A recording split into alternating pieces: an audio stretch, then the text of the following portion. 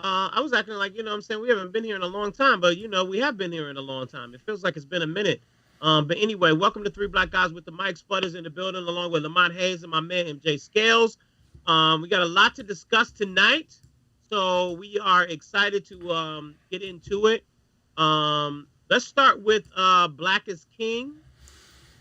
Oh, I'm sorry. Let me go back. I'm sorry. Three Black Guys with the Mic, sponsored by Rugged Evolution. Make sure you go to RuggedEvo.com and grab yourself some Rugged Evolution. Listen, let me give my man Arrington some props, Gavin some props. I ordered some soap. It came like 2 days later. I was like, oh, okay, well, they ain't kidding with the packaging. They ain't kidding with the, they ain't kidding with the, with making sure you get your stuff in the mail. I got the. So wait. You think they pushed you through, Spud? Did you get the express? Did you hit the express button? I think I got the express. Okay, yeah, I didn't want to make it seem like it was fixed. We don't worry about it. They gonna get it in 48 hours. Came in a nice package. Came, very, very, very presentable. Gave me a little samples.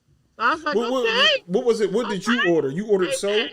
So thank you so very much to Rugged EVO. Listen, if you are looking for something for your beard, or if you're looking for exfoliation, they got 16 balms and lotions. Go to RuggedEvo.com. Make sure you use the promo code 3guys-001, so that way you can get 10% off your order at checkout. All right, that's RuggedEvo.com. Now, let's get into the show. Everybody who is on with us today on Facebook as well as YouTube, make sure you leave a comment. We love the comments. We definitely like to respond to the comments. So, we want to hear from you. Let us know that you're on. Let us know what city you're representing, so that way we know where you are. Lamont, let's start with Black is King. You said you was up at 3:15 in the morning watching it? Of course, man. It hit Disney Plus. Hold on, let me get it together over here. It hit Disney Plus on midnight, you know what I mean? So I went to bed a little early, you know what I'm saying? Just so I could wake up a little early to make sure I was on point, you know what I'm saying? So why 3:15? Well, I tried to get up at like 1, but that didn't work. You feel what I'm saying? What did you think about it? I mean, you want to use, no, I'm saying you want to use words like amazing, like, like groundbreaking, like visually, I don't know, just wonderful. I mean, it was just, again, another example why Beyonce is Beyonce. You can say what you want, but I mean, this is our generations of, you could call it hip hop, R&B-ish kind of grown-up royalty. I mean, that's why Lance. He said that Beyonce is today's Michael Jackson. Yeah, Lance said that. Well, yeah, and shout out to Lance Patton, because I was going to put a couple of comments in there, because there were a couple people on his thread that said some really foolishness. Shout him out, Lamont. Who said something foolish? No, because I don't know some of those good brothers that Lance may know. But, the reality is that I think Lance might have a point, bro. Like post Michael Jackson, for this generation, that level of excellence in music, nobody else is doing that, period. Well, there's also nobody else in that level of music with that type of budget neither. Well, that's what I'm saying. I mean, don't get it twisted. Disney's not going to, the mouse is not going to just roll out the money and say, hey, didn't they give him like 150 million? I don't know what the number was, but I heard it was a lot of paper. So I went and tried to research that. They gave her $25 million last year for the Lion King project, and they say that the project right now that they're talking about is $100 million for 3 films. So, in theory, this is connected to the Lion King project. Therefore, that means that's like what, $58 million basically on between those 2 projects, if the numbers are accurate. And so I think for me, let me back up. I'm not a big Beyonce fan. How can you not? I'm not. But let me just say this. Yeah, I would really like for you to explain. I don't know how anyone cannot be a fan of Beyonce. I'm not a huge fan. I'm not Beehive status. I'm more like, Hornet like status. A free Spotify listener, right? Maybe and again, so. I don't hate. I was just having this discussion because over 50% of the people that listen to Spotify, they don't pay. So they're window shoppers, and that's okay. Right, and the stream pays a lot less if you're not a subscriber from an artist perspective. From an artist perspective. And that brings up some of the things I'm actually about to talk about. But let me talk about what I did see, because I don't have Disney Plus, so I kind of, I hustled on a couple of things and had to watch it at somebody else's spot. And I'm not going to order Disney Plus. I mean, let's just keep it real. But some of the stuff that was there, the one where she, brown skin thing. Brown skin girl. Yo, I had to have my daughter come sit and watch it with me. I was in tears. I was floored. I salute on that. Like, so why would you not spend $8 to for your beautiful daughter to sit there and take that in? I'm confused. And then she can at least been able to see Hamilton too. Right? She's seen Hamilton. But here's the thing: I cut the cord on cable to get away from paying $215 a month for cable and internet. So I kept the internet. Then I got my other little package was my AT&T TV package, which was a lot cheaper than cable, and then you got Netflix, and then you get this and that. Shit, I'm back at paying $200 and some if I add all these different packages. It's $9. You cut it off in 30 days, Maynard. No. Every person on this podcast, if we went into our finances, our liquor bills alone, we could have all peeled back, and I could have sent the Cash App for the baby girl to see Black is King. Listen, I put my $6.99 down. I watched Black is King, I watched Hamilton, and I watched The Lion King, because I never seen that part, and I canceled it. Done. Nothing. I ain't no kids in this house, so it was worth the $6.99. But see, but let me say this too, and here's the beef I have but I don't know about you, but don't you have Verizon? No, we got Sprint. Okay, I'm sorry. Okay, because Verizon, about 3 months ago, you got like a year's free worth of Disney if you signed up. You know what I'm saying? So I'm still riding that free wave. You know what I'm saying? Patrick, I don't know how Maynard is not a Beyonce fan. I'm not a Beyonce fan. I just don't even. I can't even. That to me is amazing. I mean, listen, there are songs that she's made that I'm like, oh, I like that song. I'm not a Beehive person. I'm not. No, I don't think you have to be. I'm not a Beehive person. Right. Well, there's definitely a plethora of Beyonce songs in the playlist. I don't listen. I got more than 2 or 3 Beyonce songs in the playlist. If I got 30 songs, I probably got about 4 or 5 Beyonce songs. That's a lot. It's one of those songs. No, that's a hard no. Are you driving down? You know what I'm saying? The freeway, talking about if you like it, is that the one? Yeah, I ain't talking about back up on it either. Or whatever it is, pull up on it, whatever that one is. And I ain't bootylicious with it. I ain't none of that. But So have you ever been to a Beyonce show? Yes, in fact, I have. The one with J&B or just her? It was just her. In fact, the crazy thing is, I've seen Beyonce live like 3 times in person, live obviously, and for free, 5 feet away. Oddly enough, I didn't even know, like accidental Beyonce concerts have just popped out in front of me. I don't know how that happened, but it's and look, I get it. She's beautiful. The music is great. The energy is wonderful.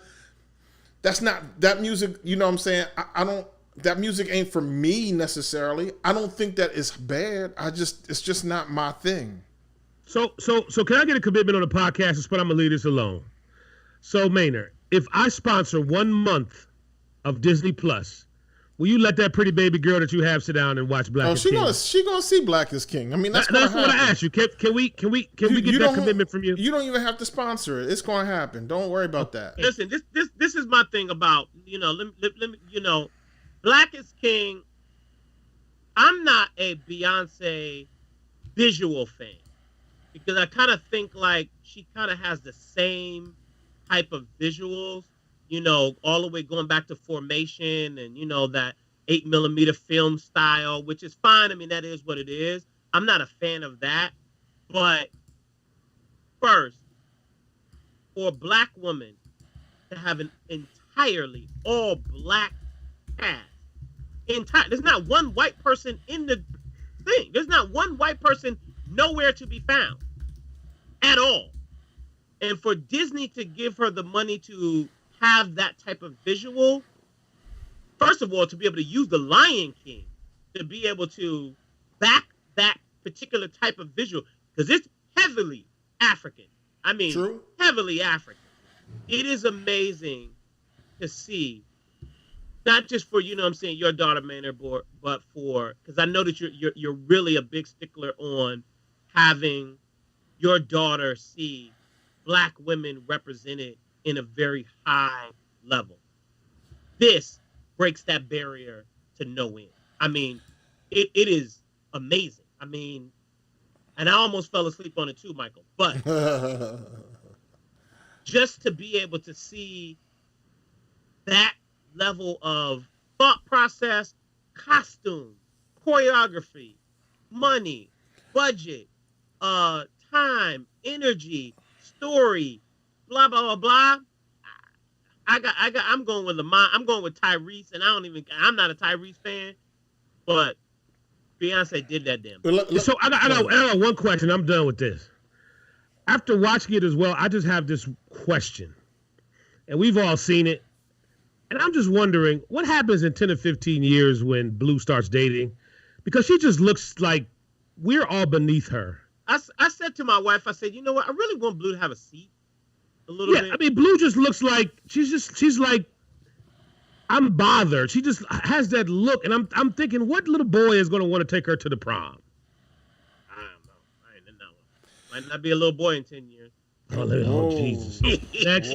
Next. So let me say two last things about Black is King, and I'm gonna leave it alone. But one is, I'll say the first one first. I watched, in fact, after I saw what I saw, the pieces I had seen, I watched a reaction video on YouTube. It's a Black girl named Agape, from England somewhere, or maybe she might be from the motherland, but she does this, reaction videos. She's a beautiful Black girl, pretty, very pretty girl, natural hair. And what I appreciate about what Beyonce has done with this is, while, like I've been saying to y'all, this is not for me. And some of those things I did identify with, but this girl got so emotional about what she saw and I realized that for that moment, the most important part of it is, like, maybe it's not for me, but it made this Black girl, who was a pretty dark-skinned girl, I mean, very dark, beautiful skin, like I said, natural hair, nappy, just like it said in the brown skin girl song. And she was just like, I see myself. I finally feel like somebody thinks I'm beautiful. And that's the part that touched me and made me cry. Yeah. All right. What's up, Danielle? Thank you so very much for getting in. Sorry for your loss too. I saw your Facebook post. Can we talk about the NBA real quick before we kind of really dive into the subjects? I saw the game the other day. I think it was the Lakers and somebody else. Yo, the bubble's whack, man. You think so? I felt like I was watching NBA Live, 2K. I felt like I was watching 2K. That's not hot. It's the cameras right up on them. They got the people in the background on the screen, and if the people are glitching in the background. It looks like, Mad Max in the background. The bubble is not hot, man. I mean, I understand that, we want football. I mean, we want, basketball and the whole 9 yards, but the bubble, not popping.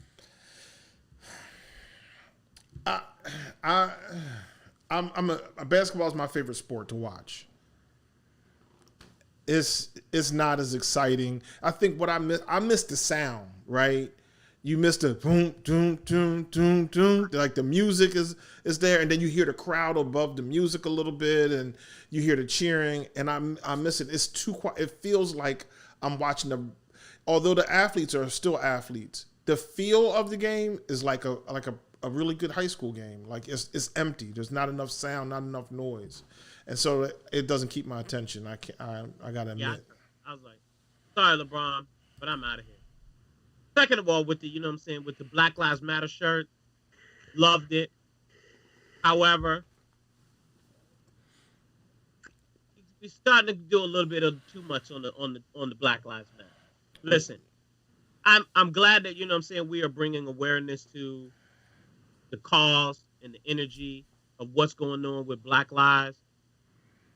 But I think that, you know, what, in my opinion, you guys can give me your opinion. Correct me if I'm wrong. I don't feel like there's motion, you know, being had. I don't feel like there is anything being moved forward. I feel like the awareness is there. And maybe that's just where, you know what I'm saying, we are in regards to the process that, you know, we're just in the awareness stage. But I don't feel like there is any movement.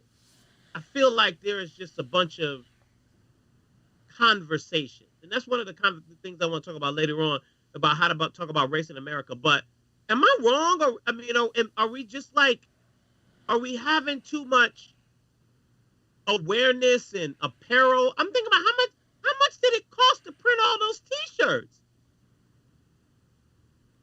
Somebody say something to me. Lamont, go ahead, because Lamont got something to say. I'm just trying to make sure before I put my hating hat on, because my question is, when is it too much? And I think you actually hit the nail on the head.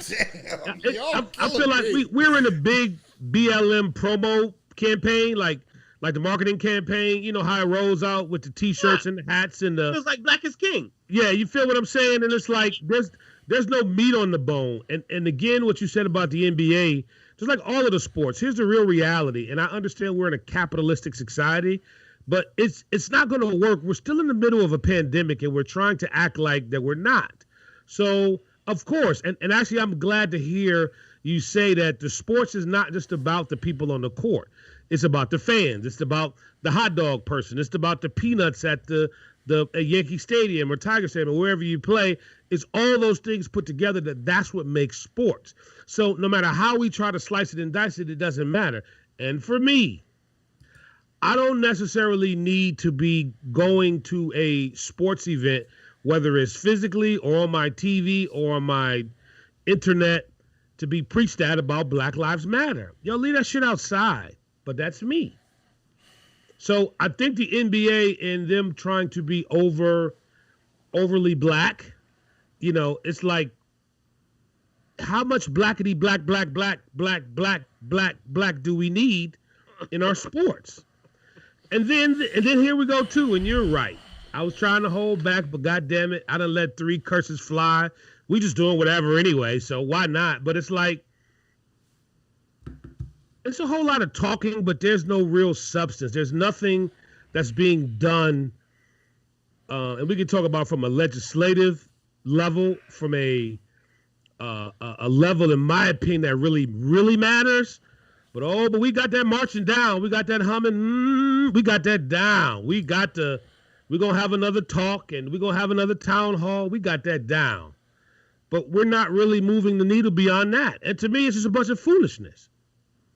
On a certain level, it just is. I don't necessarily think it's foolishness. I just don't think that it is. It's making. And again, I could be wrong. Maybe we're just in the awareness phase. So how long does that last? We've been in the awareness phase for quite a long time. You just said, you know what I'm saying, I think it was one of our, you know what I'm saying, listeners, thank you for the comment, you know, just said, look, the Montgomery boycott took over a year. Okay, that's fine. You know, but I just feel like, you know, maybe we're just in the awareness phase, and it is a matter of Black Lives Matter, Black Lives Matter, Black Lives Matter, Black Lives Matter, Black Lives Matter, Black Lives Matter, until you know what I'm saying, you can actually, you know, until it's pounded into somebody's head.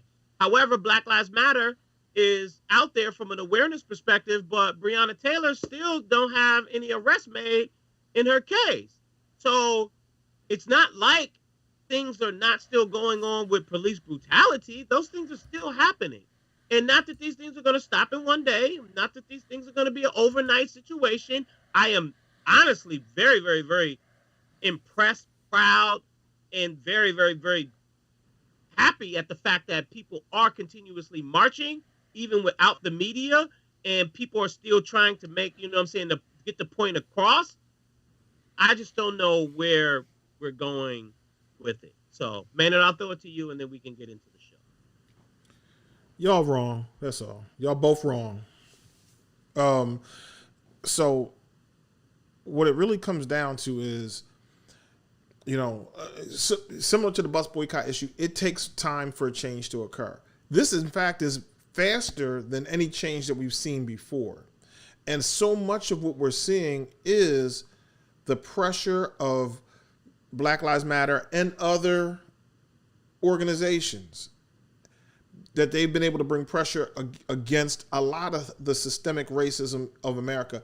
They haven't hit every target, and they haven't hit their target perfectly.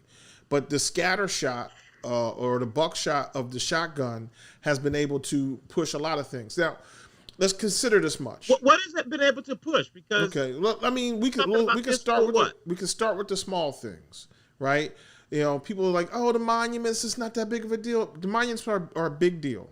They're a big deal. And the idea that monuments are coming down in places, the Confederate flag is, and why do I say that? When you ask young black children, young black boys, what they want to be when they grow up, basketball players, football players, whatever, right? They put a statue of Michael Jordan up in Chicago, not because he was the second or third best guy on the team, but because he was the greatest on that team, possibly the greatest to ever play the game, right? And so statues mean something. And part of the reason why young black children always say they want to be basketball players is because there are no statues of black men as presidents, as generals, as leaders in other spaces other than basketball. Like, we can't even dream some new shit, right? If you think about all of our lives and what white supremacy has done, from the minute that you're born to the day that you die, you go to, most of us in America are Christians, so you go to a church and there's a white Jesus. All the angels in the stained glass are white. All the monuments and the presidents and the pictures of great people are white. I worked when I was like 14. I had one of my summer jobs. I worked at a park. We called it Rocky Park. The statue of it was a man named, his last name was Kuszkuszko. He was from Poland. So you mean to tell me I got to see a Polish man before I can see a black man in the statue?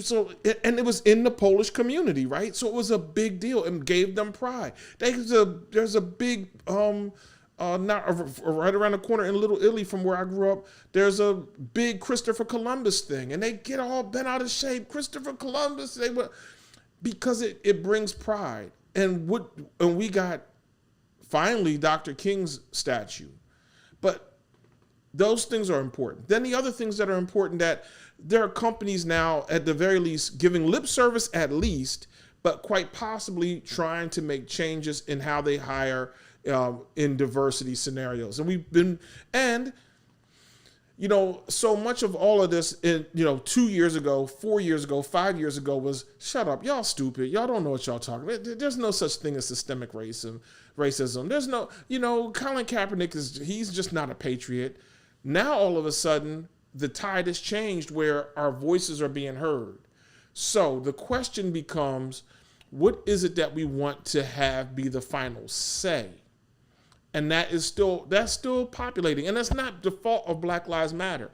50 other people have to fill the channel with information. The NAACP they got their agenda, and the Urban League has their agenda, and Black Women's Views has its agenda, and all these different people, it may in fact be the Chaldean Society of America. They may have an agenda. They're people of color too. And the Hispanics, they have an agenda, et cetera, et cetera. All that stuff has to fill the channel, and is putting pressure on them. And the main thing that helps put this pressure on them is the idea that, America didn't change because they thought that segregation was wrong. America changed because France and England and Germany saw these images coming from America of dogs biting people and hosing them down with fire hoses and beating them. And they were like, yo, America, your clan robe is showing, homie. You got to chill. And that put pressure on them. And then when those images of George Floyd went viral all around the world, Minneapolis wasn't changing how they were going to do things. America wasn't going to change how they want to do things. But, if you look at the protests that were occurring in France and Germany and other places where people are poor and have less, and places where they don't have the freedom that we have, and they were saying, America, what the hell? That's part of how the change is occurring. So we have to understand it's not like, it's not going to happen overnight. And sometimes it's not going to be big things, but this is moving faster than anything else that's occurred. Okay. Lamont, you want to respond to that? Oh, God, no. God, no. All right, let's get into the show, ladies and gentlemen. Whew. Can we take a Joe break? Biden's VP Can we take pick. a 2-minute break? I feel like it. Right, can we take a break? Both of y'all, I sat here and it was quiet. But Spud, you went once. Lamont, you came in, had your long piece. Spud, you went a second time, and I just No. I don't have a problem with what you said. I mean, No, not at all. I think that I think that what you said is accurate. I think that it is going to take time. I agree with the fact that it's going to take time. I think the awareness always takes time when it comes to us. But to our lovely brothers and sisters in the LGBTQRSTUV community, it don't take time for them. I never understood that. It does. It did take time for them. I mean, because fighting for rights back then. They've been fighting for their rights for a long time, and they've been. And again, I could be wrong, but it seemed like they have the fast track to getting legislation done. That's all I'm saying. That's false. That's they false. have more of a cohesive community in terms of. That's to me, false. I think legislation, out of all of the, putting the banners up and you said it best, in the lip service, and we go put some extra stickers on the floor at the stadium with no people in it. I don't care about none of that. You playing me by all of that. But again, that's me. I always and Maynard, you can expand on this, please, because this is what I always. You don't have to expand on this. Just forget what I just said. Listen, when I went to go see the movie Detroit, right? And you guys, know what the movie is about. It's basically about the '68 riots, and there were, white people in the movie and so forth and so on. And I always think to myself, what do white people take away from when they see a movie like that? Do they? I know that they don't have the same pain as I do, but do they have any sort of compassion for seeing that image on the screen? Fast forward to 2020. If a white person is trying to erase Black Lives Matter, the mural, with black paint, I mean, I just, where's the compassion at? I don't know if white people take away the same thing that I think that is needed, which is the issue that we're having, which is you have some people across the aisle that are just not going to change. Now, I appreciate the white brothers and sisters that's out there that's marching beside, us and, in all the cities across the country. I don't know. What do I do? Well, I just think the one thing, and I'll make it very fast here. I think the one thing that we have to recognize is that there are people. I think this is important. There's only two types of people that can exist in this space. There are racist people, and there are anti-racist people, and there's no in between. We used to believe that somebody could be racist, and somebody could be like, "Well, I'm not a racist. I'm just not going to get involved. That's not my issue." No, where this is concerned, there's only two people. You're either racist or you're anti-racist. And anti-racist is an active thing. And a lot of white people who have been previously somewhere in the middle have now moved firmly into one of those two columns. Many have finally said, okay, I'm going to stand up and say, I think that this is wrong. And I think for a long time, people just thought that we were lying or that we were exaggerating or that, black people don't get murdered by police or, and so I think a lot has changed with that, but there's still a ways to go. All right. All right, let's go move on. All right, so Joe Biden is expected to, was expected to actually, pick his VP this week. Now I saw the sister, I forgot her name, who is his senior advisor. She was on MSNBC today saying that he may not pick it this week, that he's going to pick it in his time. That could be next week. It's three black women that is actually, and this is what MSNBC was talking about today, that is three black women that are candidates for Joe Biden. And that is Karen Bass, Kamala Harris. Correct. Who's the third one? Susan Rice. Susan Rice. Thank you. What happened to Stacey? What happened to Val Demings? What happened to Keisha Lance Bottoms? Wasn't the lady named Boxer or something, Maynard? Something Boxer? Barbara Boxer? How did Karen Bass get from the no conversation list to the top of the three? To the final three? Where did that even come from? Well, I think a lot of times we also got to recognize that we may all just be chasing our tails and all of a sudden he picks, Gretchen Whitmer. Right. Anything Big Gretchen. with her buffs on. Big Big She gonna have Gretchen on some with the buffs Cardis? on. Yeah.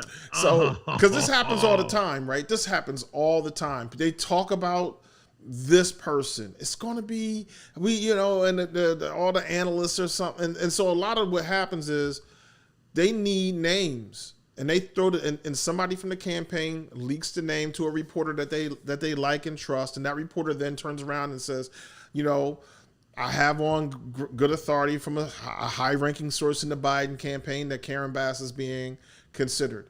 And then the media goes crazy, and then they say all the things they need to say about her, and then that helps them. Then the campaign sits back and says, okay, all right, we see how y'all reacted to that. So she's good, or no, she's not good. She's not good. So they figure it out by that. So they're floating the balloon. It's a trial balloon, trying to figure out if this is a good idea or not. I mean, which is a good strategy. I get that, but it's like, I mean, no disrespect to Karen Bass, but like, where'd you come from? Like, you weren't even in the conversation. Like, Karen Bass is not a person that America. No, she's not a household name in American politics. Well, to put it out there real quick, Karen Bass is a 4 or 5, maybe 5-term congressperson. 5 will get you 10 years. So no, she's like 4 years or four terms out of California. She previously, I think she was a doctor in her past life. She's from the California's 33rd district, so she's been serving for a great deal of time. She's known as someone who gets, goes back and forth left and right to try to make sure that people, accept other people's differences. She's not as typically considered as hated by the right as some of the others. That is going to be an issue for somebody like Kamala Harris, right? They hate her on the right. But they're going to hate us no matter what. So, so Karen Bass is not a rookie. Who do you think the VP pick should be, man? I'm a fan of Susan Rice. I'm a fan of Keisha Lance Bottoms. Those are my two favorites. But I think that any of the black women whose names have been up are excellent choices, and they're far more. So let's just park it right there. So let's talk about Keisha Lance Bottoms. Let's put her on the side for a second. Why Susan Rice?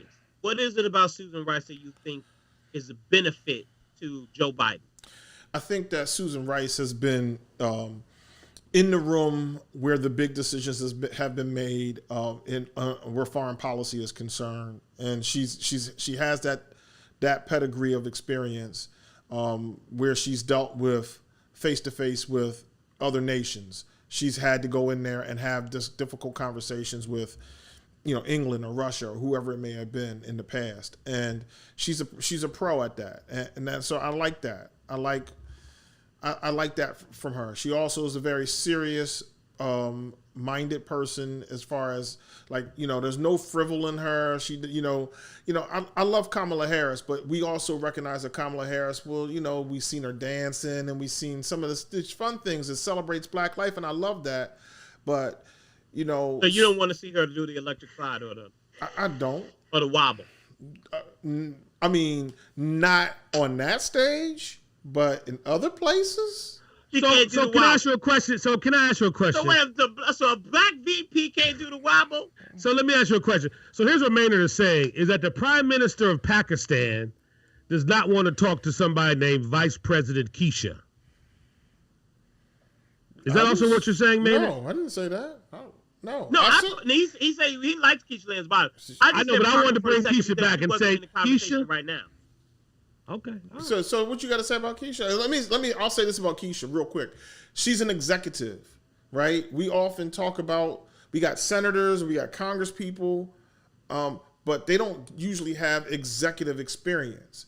When you're a mayor or a governor and you have to deliver a budget and you have to look at the police chief or you have to look at the services, in Detroit, we know often the whole thing is what you going to do when that snow come, right? And you as the mayor of Detroit, you're an executive. You have to make those decisions. That's what I like about Keisha Lance Bottoms is she is in the middle of the pandemic. She literally has to make those decisions where, different from Karen Bass, she don't have to make any decisions about it. She's a committee person. She's on a committee of people who have to make the decision. So all right, we're 35 minutes in. Let's kind of move this train along. So let's see why Lamont is in his feelings. Lamont, what's going on in your life this week that you are in your feelings, my brother? How much time do I have? Yeah, about 3 minutes.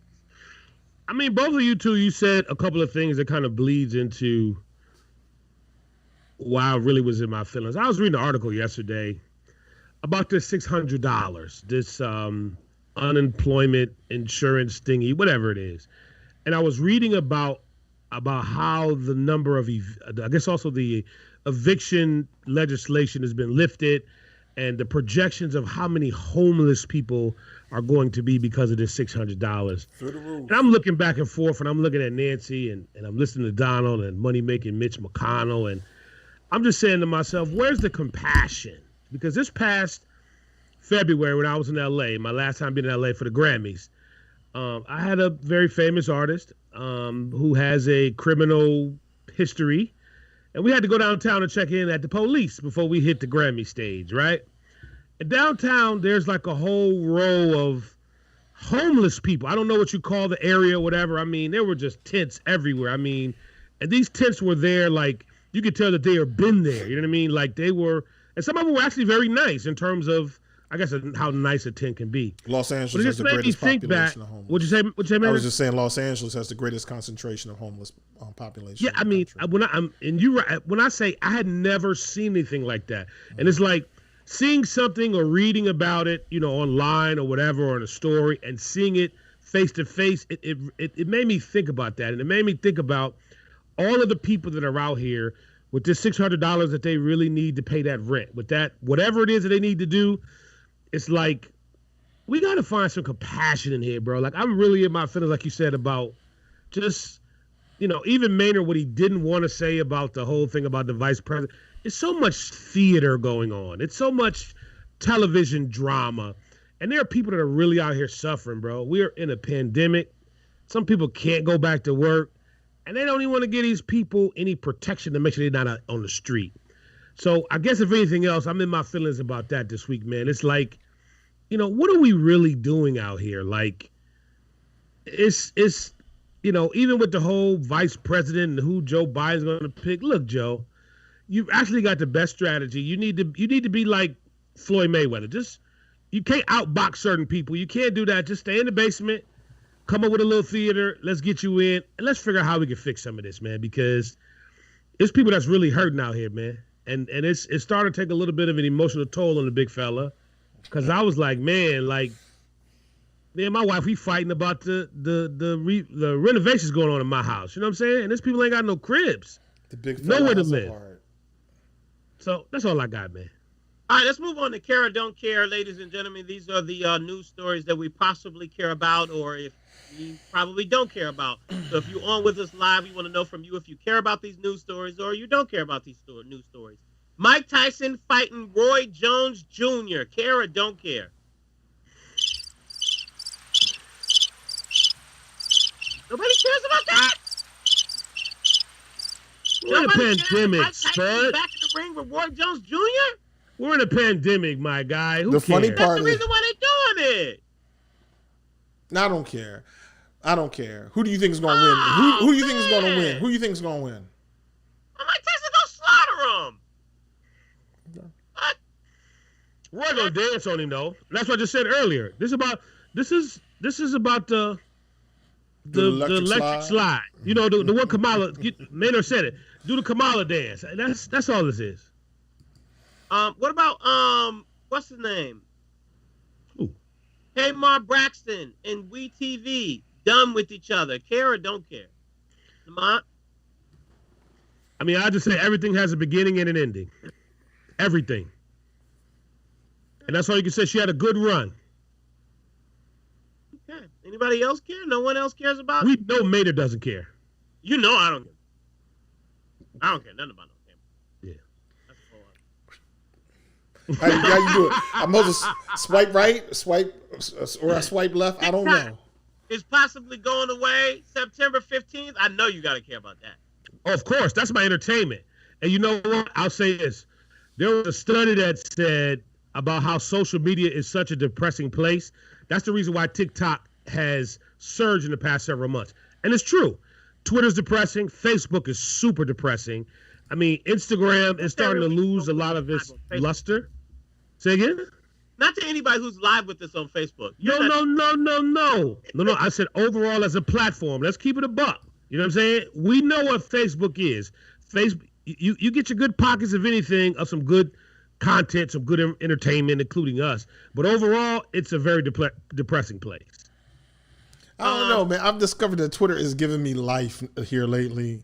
And I don't even say that term, but it's funny. It's hilarious. Do I care about TikTok? Nah. All right. Let's move on. All right, so it is now time for the Cactus of the Week, ladies and gentlemen. This is where somebody says something, stupid, and they got to choke on their words. Sorry, man. I'm just kind of moving the train along so that way we can be able to make it be on 59-59 so Lamont doesn't beat us up at the end of the show. Dana, who's getting the Cactus this week, my brother? Let me say this. I don't like having to bash or cactus up anybody who's black, although it seems to happen enough. And I apologize to all the black people that have received cactus and feel it was unfair. You're wrong. I gave it to you correctly. This person is going to get the cactus this week because she is an idiot, at least for what she said. I'm not a doctor and I don't pretend to be one. Not here. I don't know a whole lot of stuff about a lot of stuff. But I do know this. A lot of people said the coronavirus is bad and it's going to kill people. So, that's cool. A lot of people said they did double-blind studies to figure out if hydrochloroquine, whatever it is bad. It's not going to work. Hydrochloroquine, man. Come on, hydrochloroquine. Come on, big fella. Thank you, my dude. I appreciate it. I needed a little help there. Thank you. But this week, Dr. Estelle Emanuel just continued to turn up her ratchet foolishness on what is happening. She continues to say that hydrochloroquine is going to save the world, that she's whatever, I don't know. And, she also is the doctor who espoused in the past that demon sex causes sickness and reptilians to help run the government. So I don't know. But what I'm really a little bit disappointed, and the reason why she's truly getting the cactus this week, is for her statement about Facebook. She said, Facebook took down her post saying that hydrochloroquine is going to solve all the problems of coronavirus. She then turned around and said, "Hello, Facebook. Put back my profile page and videos up, or your computers," and then she says with, but I know she meant will, "your computers will start crashing till you do. You are not bigger than God," she says. "I promise you, if my page is not back up, Facebook will be down in the name of Jesus."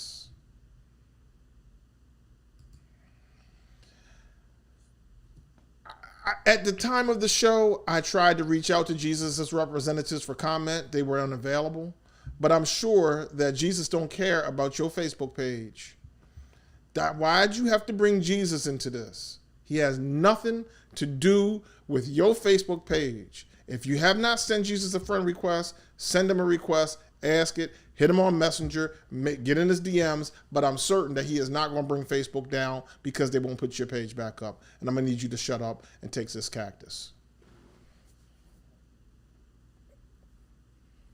What happened to the ending? You're invited to dine on this finest cactus. I missed the button. Danielle said, come on, man. It was alien sperm. You're right, Danielle. Alien sperm. I thought she said it was demon sperm. She said a little bit of everything. She's talked about all kinds of craziness. But she did say, Danielle, I promise you, if my page is not back up, Facebook will be down in the name of Jesus. Jesus don't care about your Facebook page, woman. What is it, Lamont? What is it, Lamont? So, and again, I wasn't there, but when Moses allegedly said, let my people go, and you weren't there. You're right. You weren't all the things, didn't they call Moses crazy? No. They didn't call Moses crazy. What about Noah? When Noah said, ain't nothing there, look of rain. I got to put these pigs and cows on this boat. And they're like, Noah, what is you doing, dog? Hey, you nuts? That's what the story's saying. Now, I don't know because I wasn't there. Nicole says she crazy in the name of Jesus. I don't know, man. But here's all I'm going to say, man. And again, I don't know. No one on here is a medical doctor. This is true. I have read stories from reputable news platforms that have said this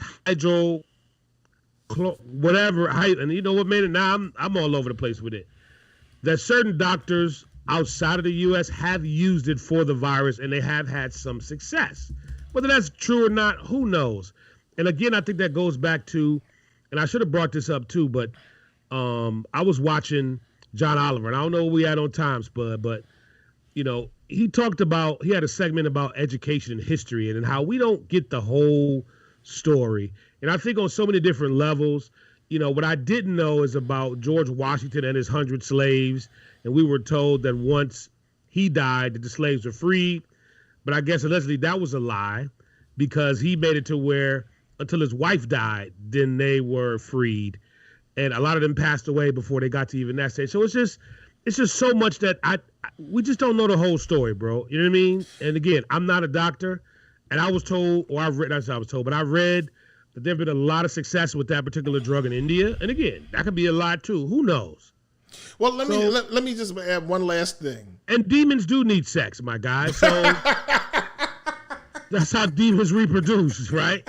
So let that lady do what she do. You feel what I'm saying? But the funny part is, and I try my best not to talk about Donald Trump, but homeboy, the way he acts and has acted, he's a demon. So I mean, maybe they do need to reproduce. You feel me? The thing is this is the funniest part of it. She's from Cameroon. And now she's Donald Trump's favorite person now, right? She's a wonderful doctor. She's so great. She's so brilliant. She was there with so many other doctors and they all look up to her. But it was just a handful of months ago when he basically was calling where she's from a shithole country. Yeah, you know, it is what it is. So. All right. So let's talk about being pro-black. Speaking of demons, no, I'm just kidding. Spud, what you doing? That was excellent transition. No. So Maynard, you wanted to talk about, you know what I'm saying, what does it mean to be pro-black? Did I say that? Yes. I did? Yeah, that was the article. Yeah, that was it. Exactly. So this is what this goes back kind of to our BLM conversation. there is a capitalist nature of now that everybody is pro-black, and we talked about that. But, you know, both Kamala Harris, for instance, and Susan Rice, and other women are married to non-black men. Or there are black men who are trying to lead movements or out here doing whatever they're doing who are not married to black women.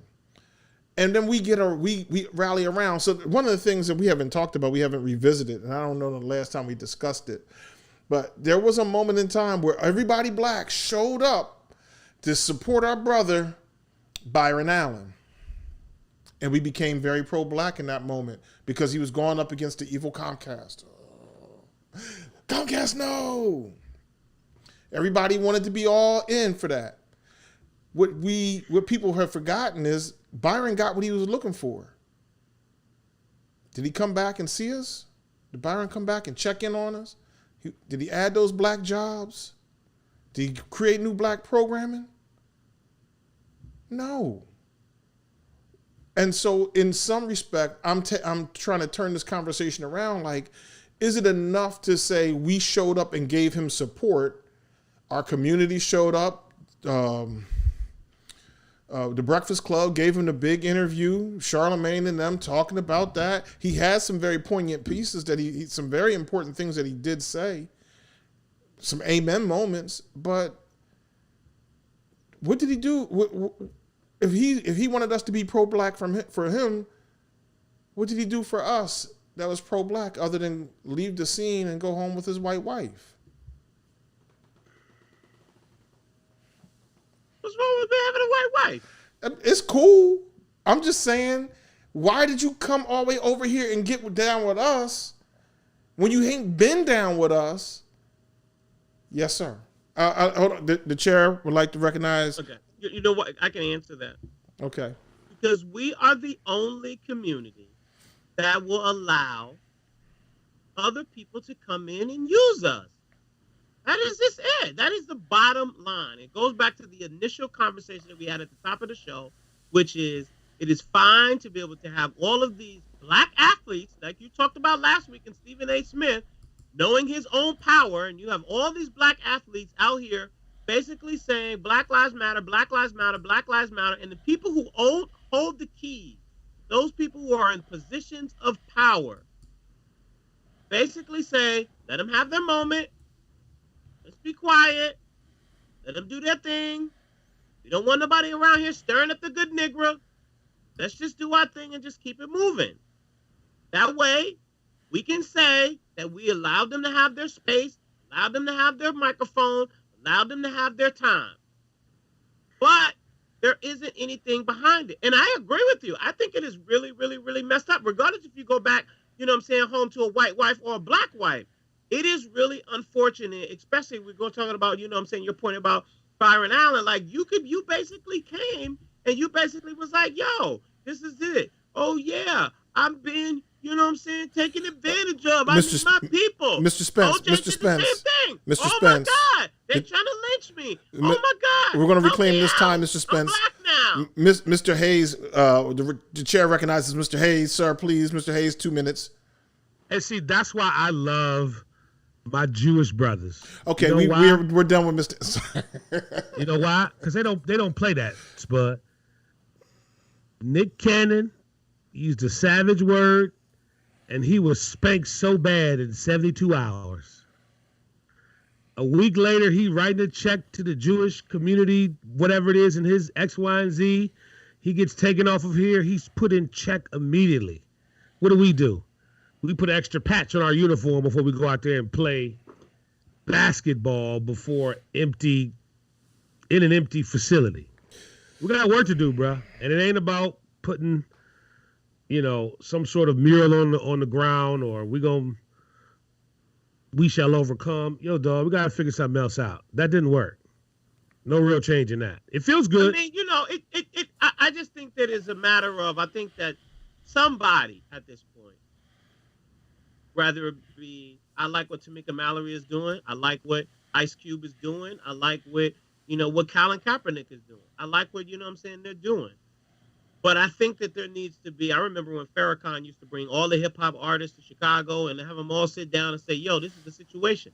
Somebody needs to have that collective meeting to say, "This is how we are going to move as a unit. Like, this is how we are going to move as a unit. Period. Point blank. Whether it be Tamika Mallory, T.I., Killer Mike, My Song, Ice Cube, Farrakhan, Russell. Who I don't. It needs to be. This is how we moving as a unit." And it really just is unfortunate that these things can continue to happen. I'm not, no disrespect to what anybody is doing and how they are voicing their opinion. We were watching, you know what I'm saying, Housewives last night. I was like, dang, now Bravo gonna have a conversation about race in America? Not that it's bad, that's great. But why are we having conversation? It's like us three talking about race in America. We already know it's messed up. Where are the people who feel like these things are okay? Bring these people to the table and have a conversation with these people so that they understand it's not okay for you to get your machine gun and your 12 gauge and your what's the name and point your weapon at people who's walking down the street protesting. That's just not cool. It is not okay for you to feel like it's okay for you to make an excuse for you killing a civilian and you're a police officer. I don't know where this is okay for you to be like, I don't even understand how it's even a thought process that Breonna Taylor still doesn't have anybody who's arrested. Mm-hmm. I mean, but these things are systemic, man. Like, these things go beyond marching. All those things are amazing. And I don't think that those things, you know what I'm saying, stop. I think that those things have definitely got the awareness that we are looking for. But, awareness is great. But, listen. We just need some more spooks, bro. Spooks? Yeah. The spook that sat by the door. We need some more of them. Sam Greenlee's book, The Spook Who Sat by the Door. Oh. You know what I'm saying? We need some people that's infiltrated the house. You know what I mean? Let me add something here. A little bit different from Lamonte's piece, but I'm not necessarily against it. But you know why the Jewish delegation, if you will, is powerful? Because they write checks. You know why NRA? We write checks too. Ask Nike. Ask Michael Jordan. Yeah, we writing checks. Wait a minute. Gucci. We write checks, guy. We writing checks to the wrong people. The NRA. Absolutely. The NRA shows up and they say, you want to win this race? Tell me how much you need. You need $1 million? We got you. We don't, our lobbyists, the people who lobby on our behalf in Washington, by and large, are activist organizations like the NAACP or the Urban League. There probably are others. I'm not aware of how big they are or whatever. But the NAACP and the Urban League, we don't support them financially in a way that they can show up and go to a Republican in a swing district and say, look, you can win this election, but you're going to have to mess around and come to see us on our side of the table. And if you come over here, we got this check for $500,000. Because that's what the NRA does. That's what that's what they do. And I hate to say it, but now you cooking with gas, Maynard. Now, finally. That's the play. So when do we decide that we're gonna do that? Even at the lowest level, right? When do we decide? Mr. Spence, I think you may have some final blessings for the congregation. We truly appreciate you guys listening to this episode of Three Black Guys with the Mic. Yo, listen, we do this every Monday at 7 p.m. live. Do us a favor. Share this episode with your friends. If you are watching us on YouTube, make sure you hit the subscribe button. If you're watching us on Facebook, make sure you hit the like button, the thumbs up button. We're here every Monday. This Thursday, we'll have Michael Jenkins on from Grand Culture. You don't want to miss it. Michael Jenkins has been in the fashion business for a long time. He's going to break down, fashion, business, clothing, technology, algorithms, and all of that stuff. You don't want to miss that. Again, tell a friend, tell a friend, and tell a friend, and continue to share this every single week. We'll talk to you again on Monday, right here at 7 p.m. on Three Black Guys with the Mic. Peace out.